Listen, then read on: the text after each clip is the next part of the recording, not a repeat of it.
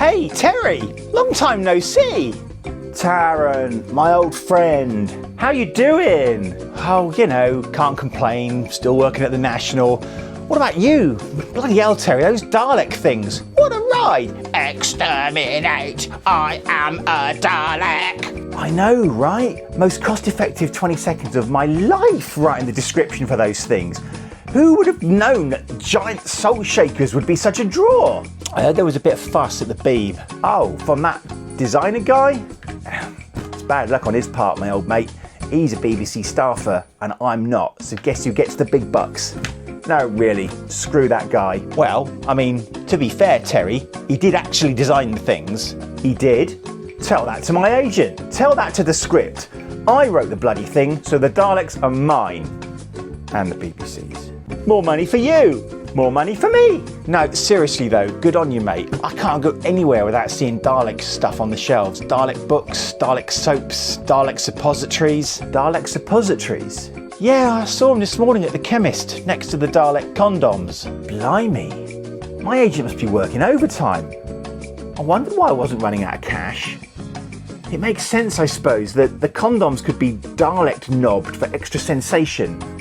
Hey, I read that interview you did, the one where they asked you where you got the Dalek name from. I'll be honest, mate, I set myself a challenge there. How much utter could I get the journo to swallow without suspicion? And I told them I was looking at the spines of some encyclopedias and saw one labelled DAL to LEK, which if you think about it, makes no sense at all. Not true then, utter mate. And new digs in the country! Yeah, manor house. The Dalek royalties are coming in quicker than I can spend them. Hey, you must come out and stay with us at some point. You know, bring the family. It's a date, my old friend. So, tell me, what's next for the old Terry Meister? I haven't seen you in months. I heard you did another Doctor Who.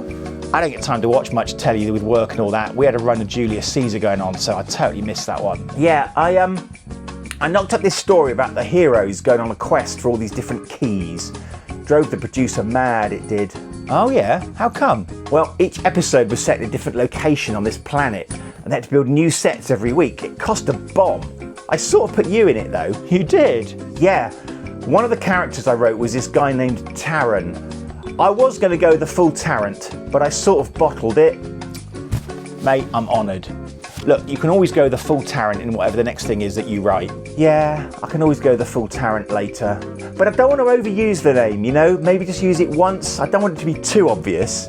A quest? I mean, that's a cracking idea though. That's the sort of thing you could stretch out to our whole series worth of episodes. We don't have that luxury, mate. I'm surprised this thing is still going, if I'm honest with you. There won't be time to do a whole series of Doctor Who with the Doctor and his crew looking for stuff, keys or otherwise.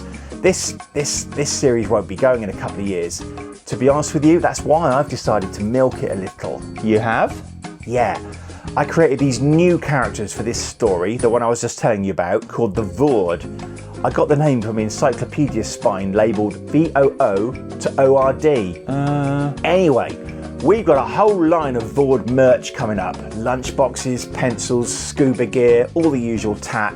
I reckon they're going to be the next big thing. I've obviously got an eye for this kind of I've invested £250,000 into the tooling for Vord action figures. I'm going to make a fortune. Brilliant. And after that? After that, I thought maybe I might visit the Dalek Wellspring again. They're making a second series of Doctor Who, and this time I'm writing the first story. Hang on though. Daleks.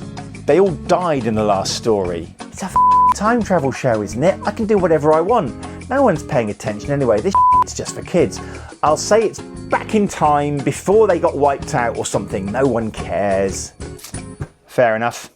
So what's it going to be about? Well, they say write what you know, and I am pretty familiar with the planet Earth, so I'm going to have the Daleks on Earth. Amazing. Tell me more. Well, it's going to be like a few hundred years in our future, but in the Daleks' past, and they've invaded the Earth. How? What? How though? You made it very clear in the last story that they can't leave their city. You know, static electricity and all that. Oh, yeah. I'll fix that. I'll get that designer to add a dish on the back or something of the Dalek collecting energy. Hey, we can sell more toys with that feature. More money for you. More money for me. But at the end of this story, you're going to have to write in a bit about how the Daleks forget they had this energy transmitting technology, because the other story where they don't have it, that's in their future. Nah, can't be arsed, mate. No one cares about continuity in this thing anyway. Okay, so tell me more about the story. Well, in episode 1, it's sort of very tense and it's kind of set up as this kind of mystery where you haven't got a clue what's going on. So the Doctor and his mob, they land in London in the future and it's all deserted because it's all been bombed out and stuff. I'm going to finagle things so they can't get back to the TARDIS, and so they have to take a look around, you know, to try and find a way, maybe some tools or whatever, to get back in.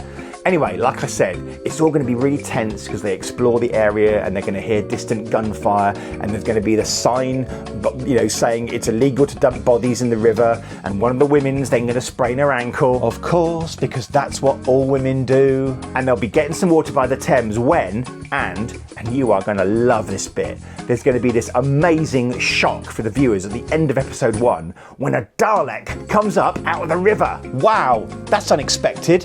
What's this story going to be called? It's going to be called The Dalek Invasion of Earth. I love it. Say what you see. Not too basic? No, it's brilliant. Grab the audience by the right from the off. Although, what? It does kind of rather reduce the impact of that shock ending to episode 1. Can't be helped though. These things only ever get broadcast once and I need those viewers. More money for you, more money for me. Any other cool bits you can tell me about? Do you remember I had that really holiday in Bedfordshire? The one where I got food poisoning and spent 3 days on the I do, mate, I do. Yeah, well, I'm going to destroy the place. In this story, the Daleks have turned the whole of Bedfordshire into a giant mine to extract the central core of the Earth. Wow! Why? I haven't decided yet, but Bedfordshire must be destroyed.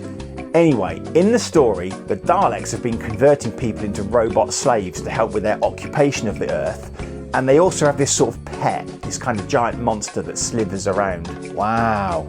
What are the robot men called? Robo-men. Wow. And what about the creature that slithers about? What's it called? The Slither.